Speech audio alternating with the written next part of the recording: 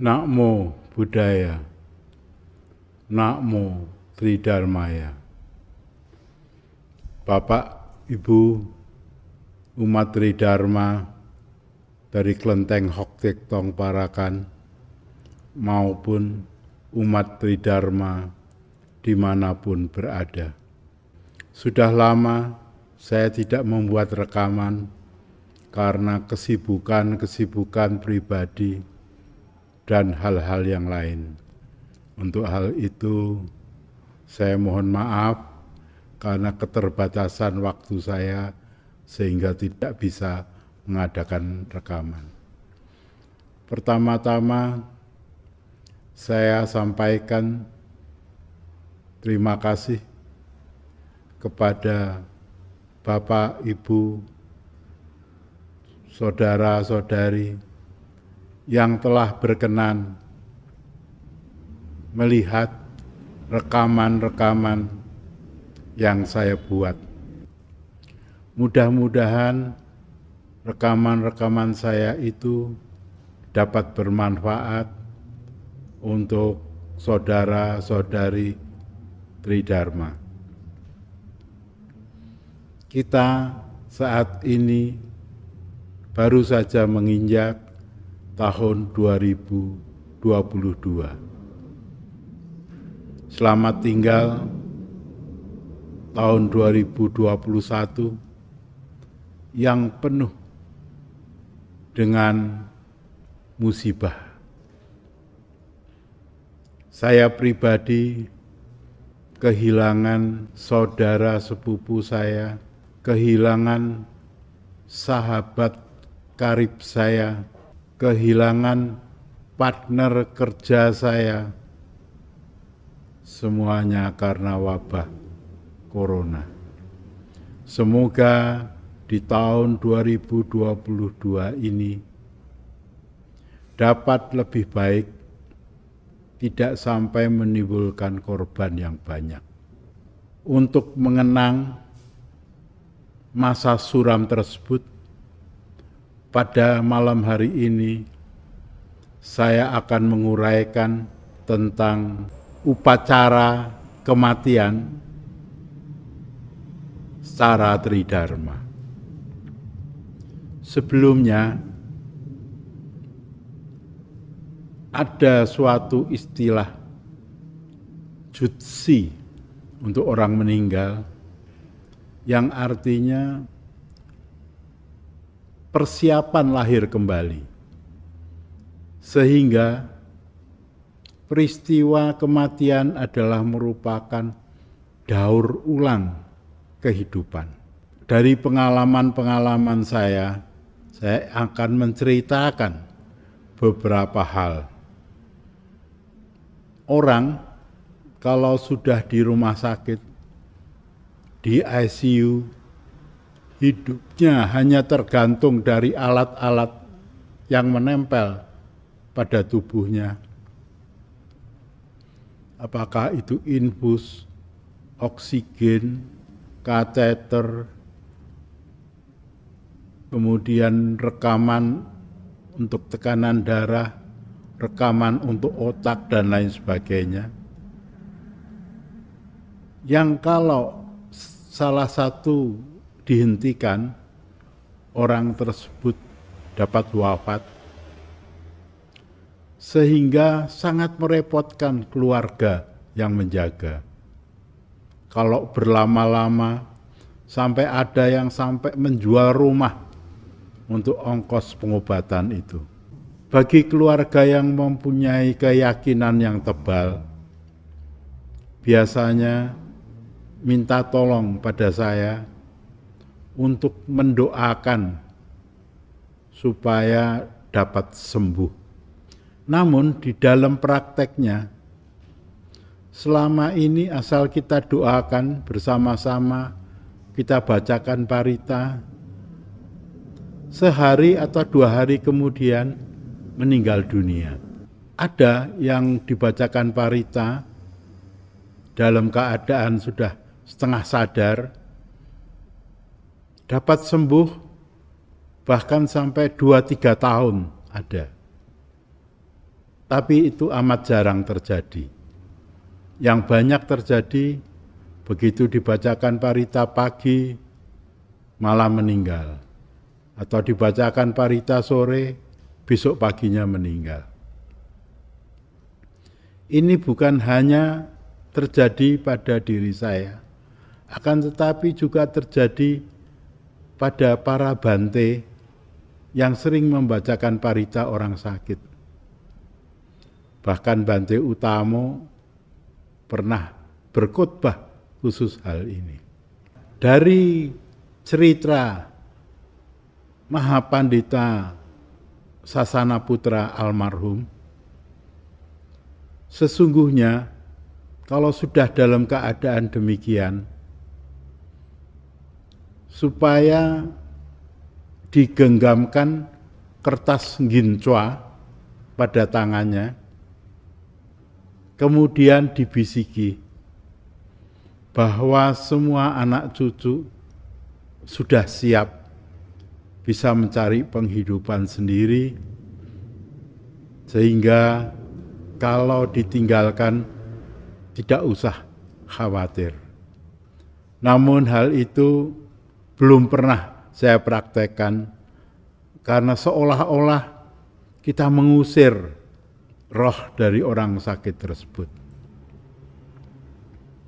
Jadi saya hanya mendoakan supaya semua karma baik yang telah diamalkan dapat membawa keadaan menjadi lebih baik. Menjadi lebih baik di sini diartikan bisa sembuh atau bisa malah meninggal, tapi menjadi lebih baik. Itulah yang saya praktekkan. Kemudian saya akan berceritakan pada saat ayah saya meninggal di ICU Rumah Sakit Bethesda, Yogyakarta. Kami anak-anak menunggu di luar, tahu-tahu ada perawat memanggil bahwa papa kami dalam keadaan kritis. Kami masuk, ternyata baru dibantu pernapasan, tapi tidak berhasil, akhirnya dinyatakan meninggal. Begitu dinyatakan meninggal, kami berdua dengan kakak saya paekui 12 kali. Sebagai ungkapan penghormatan terakhir kepada orang tua kita.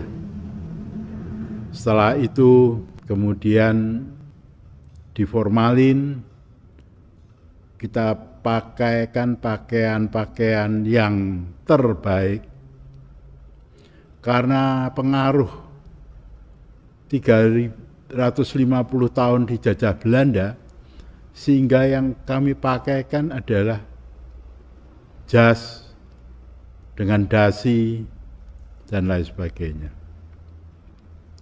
Setelah itu jenazah kami bawa pulang, dipakaikan sepatu karet yang baru. Kemudian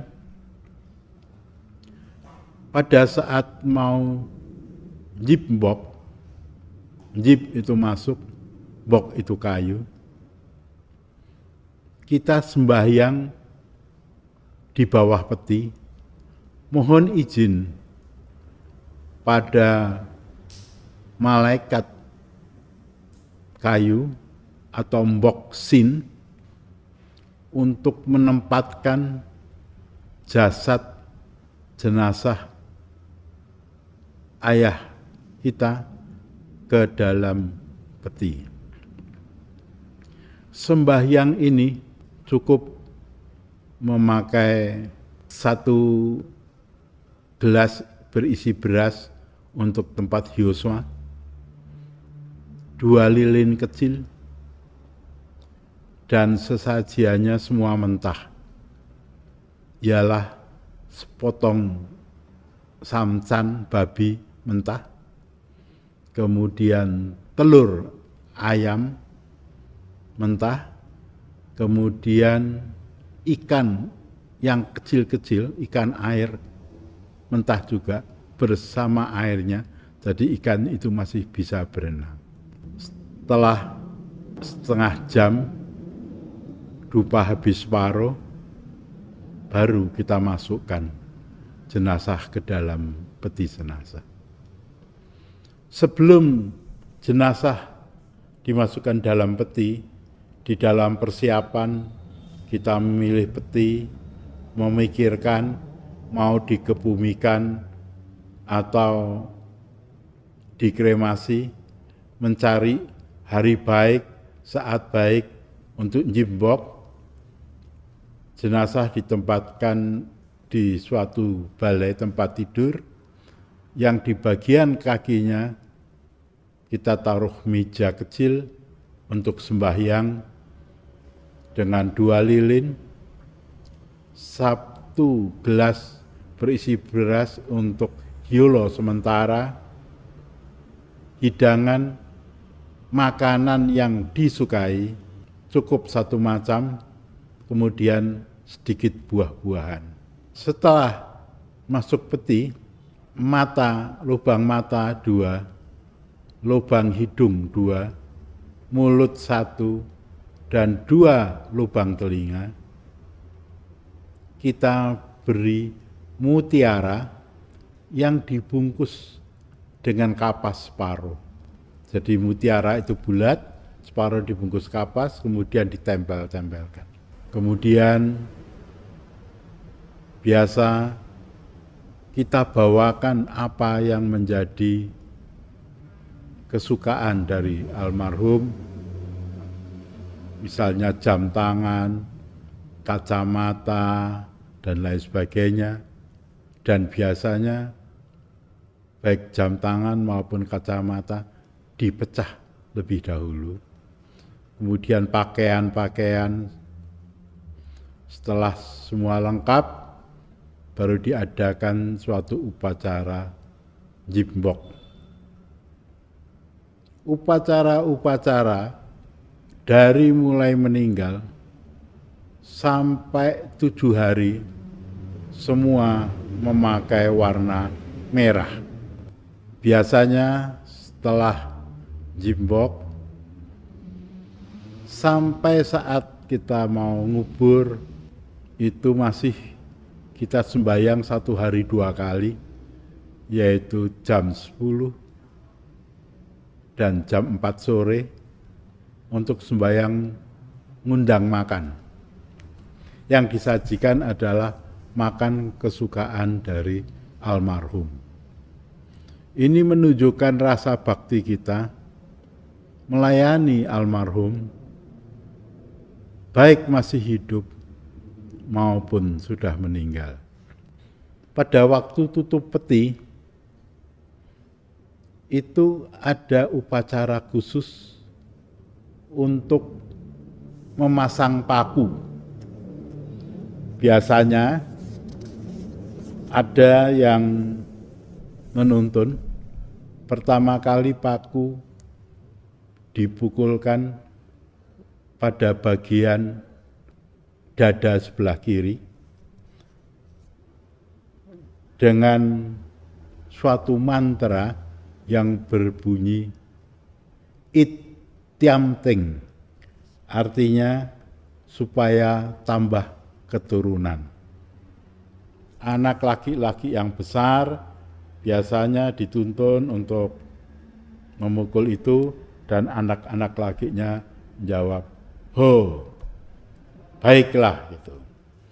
Kemudian berputar, kalau yang meninggal laki-laki berputarnya ke kanan, kalau yang meninggal perempuan berputarnya ke kiri, sampai pada dada sebelah kanan. Kemudian ada lagi mantra yang berbunyi Ji Diam Cai, artinya yang kedua tambah makmur. Anak laki-lakinya jawab lagi ho. Berputar lagi sampai kaki yang sebelah kanan dengan mantra Sam Ho Kui, menjadi kaya dan mulia. Anak lakinya menjawab Ho, kemudian berputar lagi sampai kaki sebelah kiri, Su Ban Liang. Yang keempat, sampai 10.000 tahun, artinya selamanya. Setelah peti ditutup, mulai ada beberapa pernak-pernik yang kita sediakan. Misalnya, kantungan merah kira-kira sepanjang 108 cm yang pada ujungnya berupa kantung, kemudian diisi dengan ngokok. Ngokok itu adalah 5 biji-bijian, bisa jagung, kedelai, kacang hijau, jewawut, dan lain sebagainya. Kemudian juga ditambah dengan paku kecil-kecil dan uang logam. Kantung ngokok ini disampirkan pada peti. Kemudian ada perlengkapan lain adalah tutup periuk, biasanya dari tanah liat, yang kita beri minyak, kemudian diberi 7 sumbu, yang 6 dinyalakan, yang 1 dinyalakan kemudian dimatikan. Ini namanya jibje. Biasanya ditaruh di bawah atau di kolong peti jenazah. Kemudian setiap pagi dan sore sebelum sembahyang ngundang makan, di belakang peti ini disediakan 1 kursi, kemudian ditaruh 1 waskom dengan air dan pakaian almarhum. Sehingga seolah-olah sebelum mereka bersantap, mereka dapat mencuci muka dan ganti pakaian. Hal ini terus dilakukan sampai terakhir pada malam Maisong. Di dalam upacara-upacara sembahyang ini, semua diawali oleh haulam atau anak laki-laki yang paling besar. Urutannya adalah sembahyang kepada Dien, Tuhan Yang Maha Esa, dengan mengutarakan maksud dan tujuan sembahyang itu, kemudian baru kepada almarhum. Dengan penghormatan, Pai Kui 2 kali 4. Jadi untuk orang tua kita Pai Kui-nya 4 kali menunduk dan diulangi 2 kali. Pada menjelang malam Maisong, tinggal kita mau mengundang rohaniwan apa yang akan membayangi. Kalau rohaniwan Tridharma lebih sederhana. Kita hanya menyediakan bunlo, sudah. Tapi kalau untuk mengundang, misalnya Biku Theravada, maka di sebelah kiri belakang didirikan altar untuk Sang Buddha. Di situ ada 2 lilin dan buah-buahan stahyolo. Kemudian disediakan juga pelimpahan jasa berupa tempat air dan teko kecil untuk mengalirkan air itu dengan jumlah sesuai dengan anak, menantu, cucunya. Semua masing-masing pada pelimpahan jasa nanti nuangkan air. Kalau kita memanggil Mahayana agak lebih rumit karena di muka altar almarhum didirikan suatu altar untuk Sang Buddha dan upacara-upacaranya juga lebih rumit dan lebih lama. Nah, di situ perlu kita menyediakan satu seperti ting putih yang bisa berputar.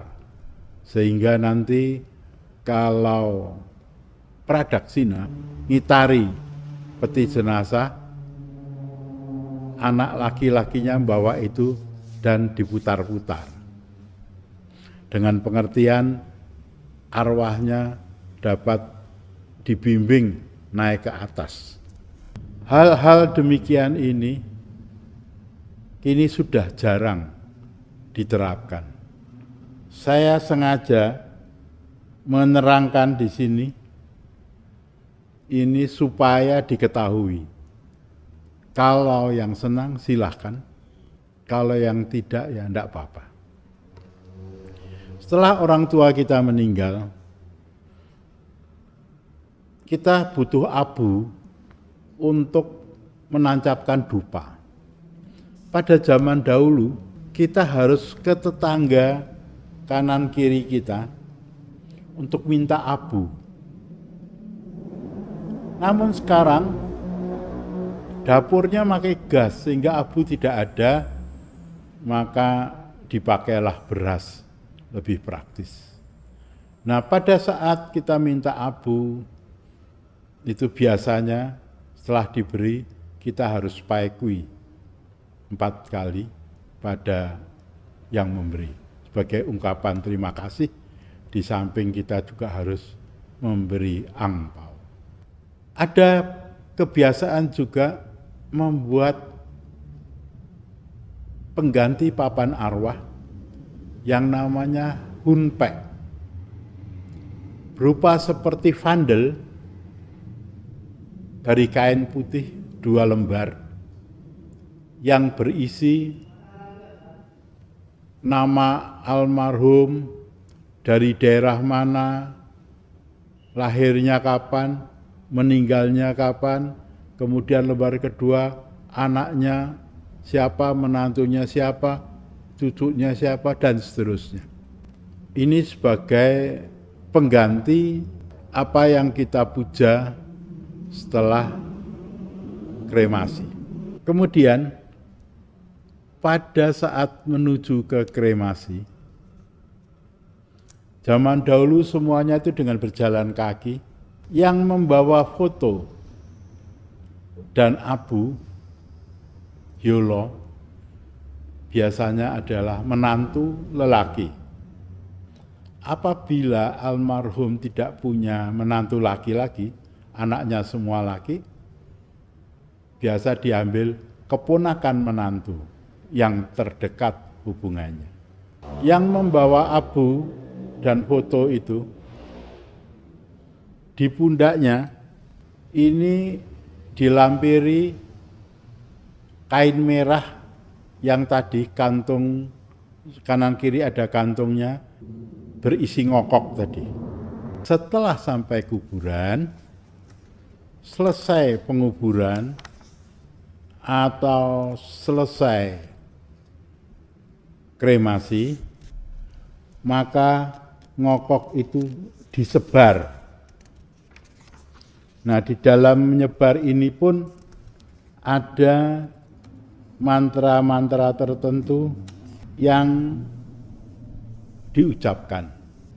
Itu sebagai penutupan upacara di kremasi atau di kuburan. Saya bacakan ya. Dengan menyebarkan ngokok ke arah timur, diucapkan Tong Hong Kait Bok Bok Ong Ijun. Artinya, sebelah timur berunsur kayu, supaya kayu tumbuh subur di musim semi. ngokok disebarkan ke arah timur. Kemudian Lam Hong Pia Ting Hui, Hui Ong Ijai, sebelah selatan berunsur api, supaya api menyala-nyala di musim panas, melempar ngokok ke arah selatan. Selanjutnya Se Hong Ke Sin Kim, Kim Ong Ijun, sebelah barat berunsur emas, cahaya memancar dari emas di musim rontok, melempar ngokok itu ke arah barat. Pak Hom Jim Kui Cui, Cui Ong Itang, sebelah utara berunsur air, air melimpah pada musim dingin, melempar ngokok ke arah utara. Kemudian yang terakhir, Tiong Yang Bokido, di tengah berunsur tanah, menyuburkan dan menjayakan anak cucu. Ini ngokok disebar, kemudian anak cucu pada rebutan untuk membawa ngokok itu pulang. Ini merupakan saat terakhir daripada upacara yang di kuburan atau di kremasi. Sebelum itu ada juga upacara untuk Tiam Sinji. Jadi setelah sembahyang, kemudian kain putih yang berupa vandel itu ditaruh di punggung anak laki yang besar, anak laki dalam keadaan kui, kemudian sesepuh atau pimpinan upacara itu mengadakan Tiam Sinji. Pertama kali sesepuh akan mohon izin pada Sin Lung Te. Sin Lung Te, Teju Tiam Sinji. Nah, kemudian Tiam Sinji itu juga ada mantranya, menunjuk ke langit. Jinjit Kosing, menunjuk matahari menyingsing tinggi sambil menunjuk ke atas.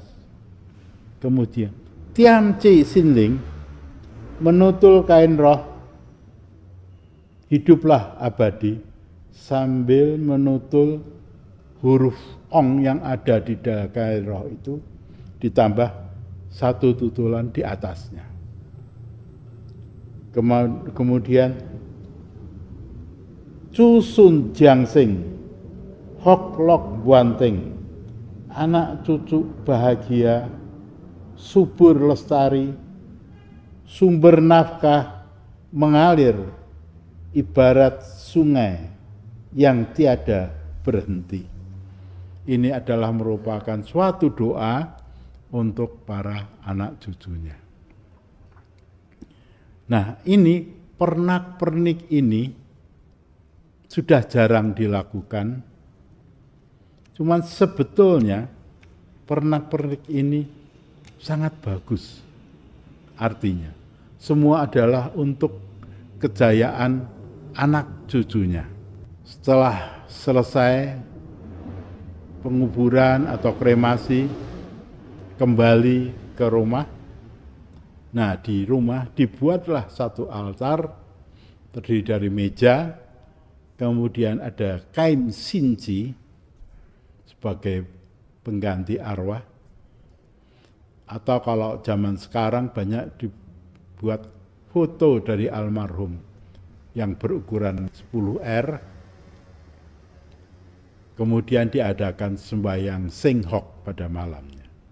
Setelah 3 hari untuk yang dikremasi, mengambil abu di krematorium untuk kemudian dilarung di laut atau di sungai.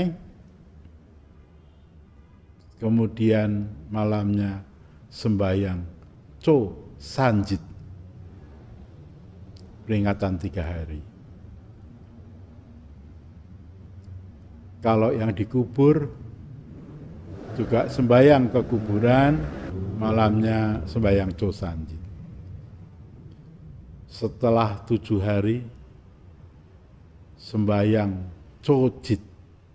Nah, pada sembahyang Cho Jit atau Cho Pek Jit ini merupakan sembahyang lepas tok atau akhir upacara sembahyang.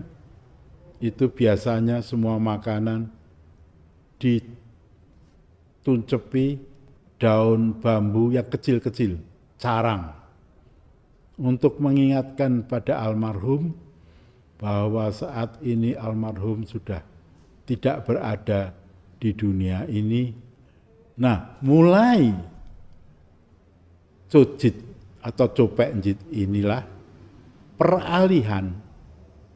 Jadi sembahyang pertama mungkin dari jam 6 sampai jam 8. Jam 8 dipoe, setelah poe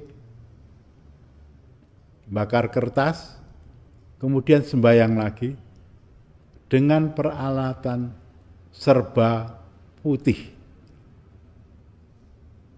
Lilinnya putih, tokwinya putih, kue mangkok cidak ya putih, dan lain sebagainya. Sampai 3 tahun atau Cho Sani biasanya dihitung 18 bulan sampai 22 bulan sejak meninggalnya. Putih itu diganti biru. Jadi dari Cho Pek Jit sampai setahun pakai warna putih.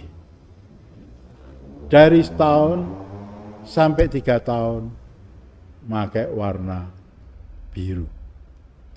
Dalam upacara-upacara ini dari awal para anak, menantu, cucu memakai pakaian toaha yang terbuat dari kain belaju, dan baju itu sengaja dijahit terbalik, jahitannya di luar.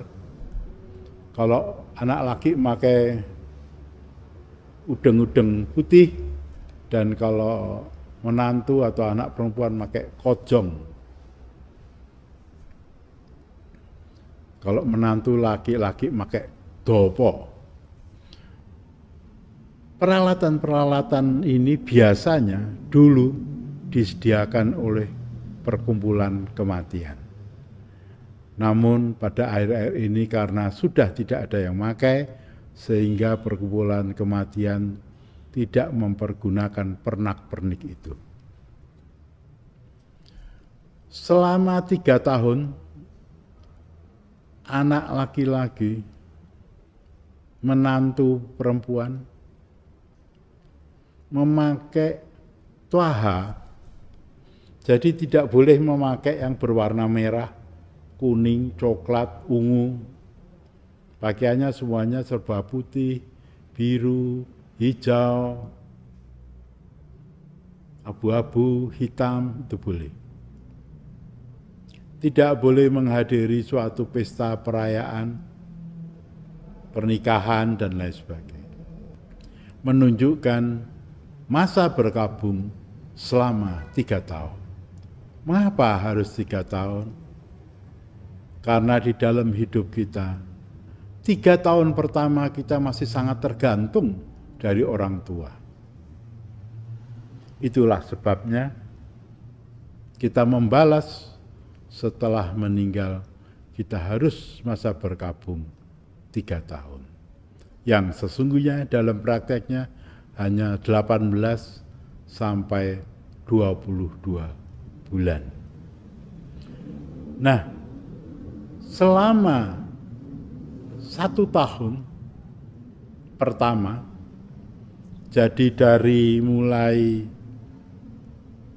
lepas tok sampai upacara peringatan 1 tahun, itu setiap jait sabgo kita mengundang makan 2 kali. Sedangkan dari wafat sampai 7 hari atau lepas itu setiap hari kita mengundang makan 2 kali.